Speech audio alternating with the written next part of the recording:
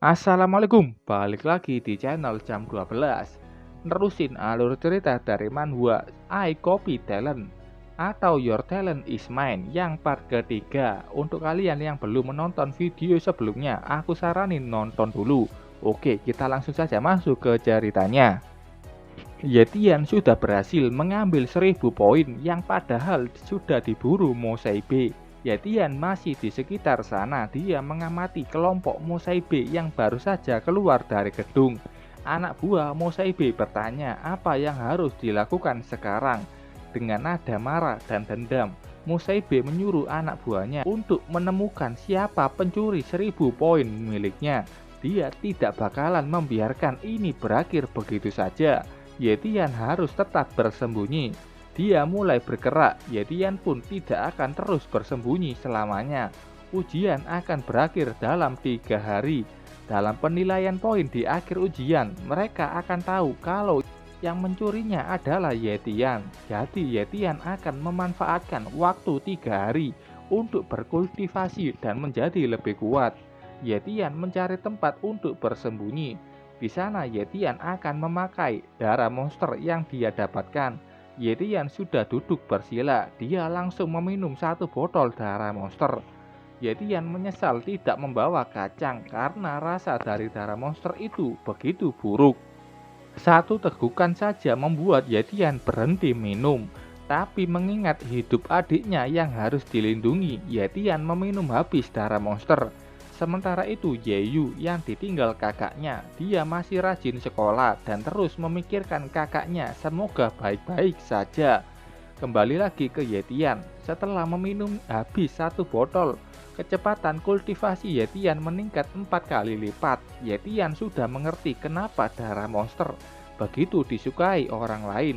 BTW di tas Yetian masih banyak darah monster dan itu akan dia manfaatkan selama 3 hari ini. 3 hari kemudian, ujian zona liar sudah selesai. Sudah banyak peserta yang kembali ke perkemahan untuk menilai hasil buruan mereka, termasuk Lee Yunxing. Dia mendapatkan nilai 195 poin, cukup tinggi dibandingkan poin orang lain. Saat itu datang Mosaibe yang mengejek Yunxing karena nilainya hanya 195 poin. Dia menentang tas yang berisi hasil buruannya. Menuju ke loket penilaian, dia terus mengejek Yunxing. Dalam tasnya dia mengeluarkan semua hasilnya dan membuat banyak orang terkejut karena hasilnya adalah 427 poin. Yunxing menuduh Mosaibe merebut milik orang lain. Tidak disangkal Mosaibe, dia bilang kalau dia merebut itu dengan kekuatannya sendiri. Murid akademi pertama memberi selamat ke Mosaibe yang saat ini di tempat pertama. Tapi Mosaibe mengatakan kalau tempat pertama harusnya punya poin lebih dari 1000 poin. Direktur yang dari tadi di situ bilang ke penilai kalau seharusnya semua siswa sudah keluar. Kalau tidak ada yang keluar pasti sudah mati. Kenapa tidak jadikan saja Mosaibe sebagai tempat pertama? Tapi saat itu peserta lain melihat adanya 1 orang yang berjalan santai menuju ke perkemahan. Siapa lagi kalau bukan Yetian? Yetian sudah ke tempat penilaian. Dia mengeluarkan hasil buruannya. Yang ada juga 2 bola mata monster. Yetian bertanya, berapa poin miliknya? Penilai bilang, Yetian dapat poin 1163 dan selamat menempati tempat pertama. Dia mendapatkan hadiah darah monster dan juga uang cash 100.000 yuan. Zhang Bao senang melihat kawannya menang. Yunxing memikirkan bagaimana cara Yetian bisa menang. Sedangkan Mosaibe marah. Dia akhirnya mengetahui siapa pencuri 1000 poinnya. Dia menyuruh anak buahnya untuk mencari latar belakang Yetian. Zhang Bao yang senang melihat Yetian menang disela direktur yang bilang kalau Yetian sedang mencari masalah dengan keluarga Mo. Dia bilang takut kalau Yetian akan mati tiba-tiba nantinya. Ujian itu telah berakhir. 3 besar sudah naik podium. Yetian di tempat pertama, Mosaibe di kedua, dan Yunxing di ketiga. Mosebe bilang ke Yetian yang sudah berani mencuri miliknya. Yetian tidak takut sama sekali. Yunxing menyela mereka. Dia bilang, bukannya tadi kau juga bilang. Yetian juga mencuri poin dengan kemampuannya sendiri. Terus apa masalahnya? Mosebe tertawa. Dia bertanya, menurutmu siapa yang lebih kuat antara kau denganku? Yetian membalas perkataan itu. Kita harus cari tahu itu.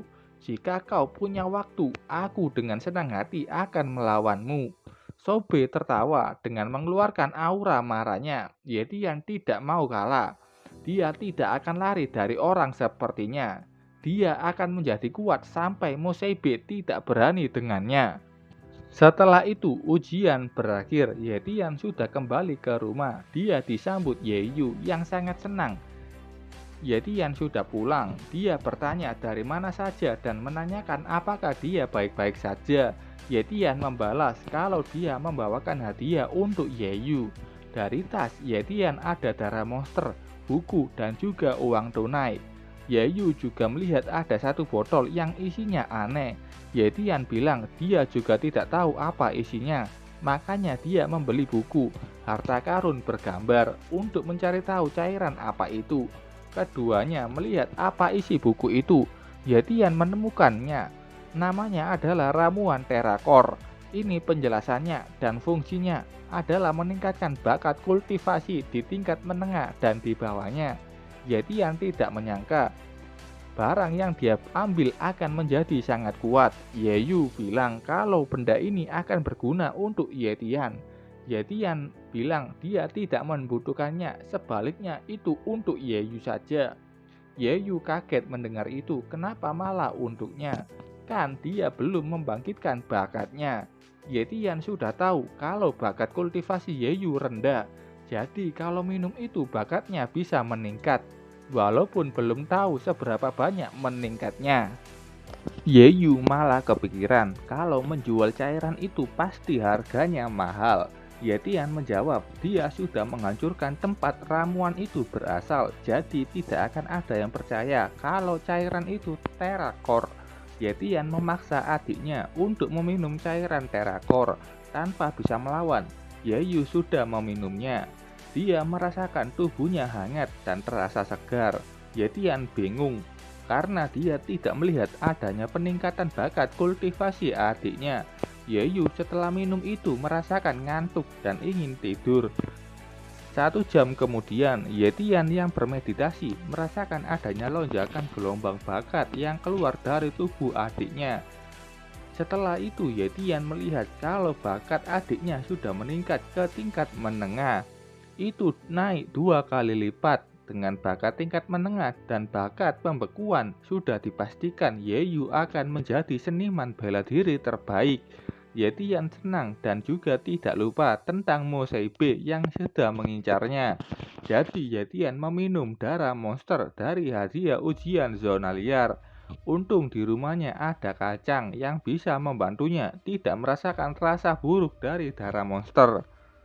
BTW, darah monster ini tingkat menengah dan efeknya kecepatan kultivasi Yetian meningkat 8 kali lipat. Yetian sudah merasakan efeknya. Dia juga bilang kalau dia punya sisa 2 botol lagi. Kalau punya lebih pasti Yetian bisa menembus tahap seniman bela diri.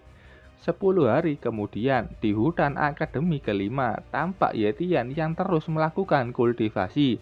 Saat itu ada Zhang Bao yang berlari tergesa-gesa mengabari tentang Mosebe. Yang Yetian mengira kalau Mosebe sudah datang untuk menantangnya. Tapi bukan itu. Mosebe memutuskan akan menembus tingkat seniman bela diri dengan melakukan pelatihan isolasi. Yetian kembali duduk. Dia kira Mosebe akan datang dan menantangnya. Dia masih santai saja. Yetian tahu kalau Mosebe punya bakat tingkat menengah, jadi mungkin butuh 1 bulan untuk naik tingkat. Zhang Bao mengkhawatirkan Yetian. Berbeda dengan Mosebe yang kaya raya, dia bisa membeli banyak darah monster. Kalau Yetian darah monsternya palingan sudah habis. Saat ini Yetian hanya punya bahan monster tingkat rendah. Setelah menggunakan itu, Yetian bisa naik ke tingkat seniman bela diri magang tingkat lanjut, dan dengan bakatnya dia bisa bertarung melawan seniman bela diri. Sementara itu di kediaman keluargamu, tepat di suatu ruangan yang ditutup rapat, pintu baja itu hancur berantakan. Anak buah Moseibe berlutut, dia sudah tahu kalau tuannya sudah naik ke tingkat seniman bela diri. Moseibe sudah keluar dari ruangan dan tampak perubahan tubuhnya yang makin besar dan auranya meningkat. Moseibe sudah di tingkat pejuang bela diri. Ayahnya sudah datang ke kamarnya. Dia bangga dengan anaknya yang sudah berhasil. Nama bapaknya Moen. Dia pejuang bela diri tingkat menengah. Moseibe berkata dia tidak mungkin mengecewakan ayahnya. Moen bilang kalau tetua sendiri yang akan memberikan Moseibe hadiah. Moseibe berlutut berterima kasih ke ayah dan ketua keluarga Mo. Melihat ayahnya yang sudah keluar dari kamar, Moseibe bertanya ke anak buahnya, apakah tugas yang dia kasih sudah diselesaikan? Itu tugas untuk menyelidiki Yetian. Katanya Yetian adalah anak yatim piatu, jadi Moseibe bisa mengatasi dengan cara apapun. Mengetahui kalau Yetian hanyalah anak yatim piatu, Moseibe menyebutnya sampah. Padahal dia kira Yetian didukung organisasi besar karena berani mencari gara-gara ke keluargamu. Dia menyuruh anak buahnya itu untuk segera membunuh Yetian. Anak buahnya itu bilang kalau itu akan sulit karena tidak berada di zona liar. Maksud Moseibe, dia menyuruh mencari pembunuh bayangan tanpa membawa nama keluargamu, agar tidak bisa dilacak setelah Yetian berhasil dibunuh. Anak buahnya ini masih memberi alasan, karena Yetian hanyalah anak biasa, kenapa perlu menyewa pembunuh bayangan. Di Linhai ada selusin keluarga yang dapat bertahan lama, dan sisanya akan menjadi budak. Ini karena setiap ada keajaiban di antara para petani yang muncul, keluarga besar akan menghancurkannya dari awal. Intinya Moseibe tidak ingin muncul sosok anak ajaib kayak Yetian yang tidak berasal dari keluarga besar dan ingin segera membunuhnya. Begitu juga adanya akademi kelima yang bukan untuk memelihara bakat, tapi dijadikan mangsa yang kuat. Sementara itu di hutan akademi, terlihat Yetian yang dengan giat berlatih menggunakan bakat yang dia punya. Dia berhenti sejenak melihat ke langit yang sebentar lagi hujan, jadi dia memutuskan untuk pulang. Dalam perjalanan pulang, hujan pun sudah turun. Di tengah jalan, Yetian melihat adanya layar status di atas tiang listrik yang artinya ada orang di situ. Dari layar itu ada nama Li Chun dengan bakat bayangan. Layar status itu menghilang. Yetian merasakan adanya serangan dari atas. Dia dengan cepat menggunakan pedangnya untuk menahan serangan dari Li Chun. Yetian terdorong. Dia bertanya, siapa kau? Sosok Li Chun sudah muncul dalam kegelapan sambil membawa pedang besar berwarna merah. Dia menjawab, aku seseorang yang akan menghabisimu. Mendengar itu Yetian mengira kalau dia dikirim Moseibe untuk membunuhnya. Tapi kenapa bukannya Moseibe sudah menjadi seniman bela diri? Kenapa perlu metode curang seperti ini? Tanpa basa-basi, Li Chun terbang dan melesatkan satu serangan. Yetian dengan sigap menahan serangan cepat Li Chun. Setelah itu Li Chun menghilang. Yetian menyimpulkan kalau bakat Li Chun bisa membuat penggunanya tidak bisa terlihat. Li Chun muncul dari belakang. Yetian dengan refleks cepat berhasil menghindarinya. Li Chun sampai dibuat bingung dengan Yetian yang masih seorang prajurit bela diri magang bisa sangat lincah. Yetian bilang, sekarang giliranku. Dari atas Yetian sudah terjun menyerangnya. Li Chun sangat kaget, Yetian sudah di depannya. Tapi berkat bakat bayangannya dia bisa mengurangi serangan itu walaupun masih tetap terpental. Yetian menyadari kalau Li Chun menghilang lagi. Bakat ini sangat sulit dihadapi, tapi karena Yetian punya bakat yang bisa melihat bakat orang lain, dia bisa melacak di mana Li Chun. Serangan kuat Yetian diarahkan ke atas, yang ternyata Li Chun berada di sana dan menerima serangan Yetian. Li Chun terluka parah, dia bingung, bahkan prajurit bela diri elit saja kesusahan melawannya. Tapi ini Ye Tian dengan mudah menemukannya. Ye Tian menghampirinya. Dia berkata, kalau ingin tahu bagaimana caraku, katakan siapa yang mengirimmu. Li Chun tanpa maju mengacungkan pedangnya ke depan Ye Tian. Ye Tian dengan shadow blade berhasil melompat. Saat sudah di tanah dengan cepat, dia langsung menusuk belakang tubuh Li Chun. Akan kutanya lagi, siapa yang mengirimmu? Li Chun tertawa. Dia memuji Ye Tian yang dianggap terkuat dan bisa memberitahu siapa yang menyuruhnya. Siapa lagi kalau bukan Mo Seibe. Setelah menyebut nama itu, tubuh Li Chun tergeletak mati. Ye Tian marah setelah mendengar nama Mo Seibe disebut. Dia duduk menyentuh tubuh Li Chun dan menyalin bakat bayangan miliknya. Ye Tian sudah terbiasa menahan sakit akibat penyalinan bakat, dan dia berhasil menyalin bakat bayangan. Dengan ini Ye Tian punya bakat bayangan, dia juga punya bakat kecepatan dan bakat pedang. Kekuatannya bertambah dan Ye Tian sudah siap menghadapi Mo Seibe yang mengincarnya. Saat ini Ye Tian sedang berada di tengah hutan. Dia menggali tanah di sana untuk menguburkan jasad Li Chun. Setelah itu dia kembali ke rumah. Ye Tian melihat tubuhnya yang semakin bertambah kekar. Setelah mandi dia menuju ke ruang tengah melihat barang milik Li Chun. Ye Tian mengambil 2 pedang kembar Li Chun, 1 buku dan uang dalam jumlah banyak. Ye Tian senang mengetahui kalau Li Chun punya banyak uang. Ye Tian melihat buku itu yang berjudul Shadow Sword, teknik pedang tingkat tembaga hijau. Ye Tian kembali senang karena dengan buku dan pedang barunya itu dia bisa melepaskan kekuatan dari bakat pedangnya. Ye Tian bersemangat. Dia segera masuk ke kamarnya untuk berkultivasi. BTW cuaca di luar hujan deras dengan petir terus menyambar. Sebelum kultivasi, Ye Tian mengingat kalau Ye Yu belum pulang juga. Ye Tian panik karena sebelumnya Mo Seibe sudah mengirim assassin untuk membunuhnya dan bisa saja Ye Yu juga menjadi targetnya. Ye Tian dengan cepat keluar rumah dan mencari keberadaan Ye Yu. Ye Tian menuju ke sekolah Ye Yu. Dia berharap Ye Yu baik-baik saja. Ye Tian sedikit tenang kalau Ye Yu ada di sekolah karena ini adalah sekolah biasa. Akan sulit membunuh orang biasa di lingkungan sekolah orang biasa. Saat mencari keberadaan adiknya, ada suara di belakangnya menyuruh untuk tidak bergerak. Dengan cepat Ye Tian menuju ke belakang orang itu dan mengatakan hal yang sama. Tapi ternyata itu adalah Ye Yu yang masih tampak sehat dan bahagia melihat kakaknya. Ye Tian bernafas lega. Dia bertanya kenapa Ye Yu pulang larut. Ternyata Ye Yu hari ini ada piket. Setelah itu Ye Tian mengajak Ye Yu untuk pulang bersama.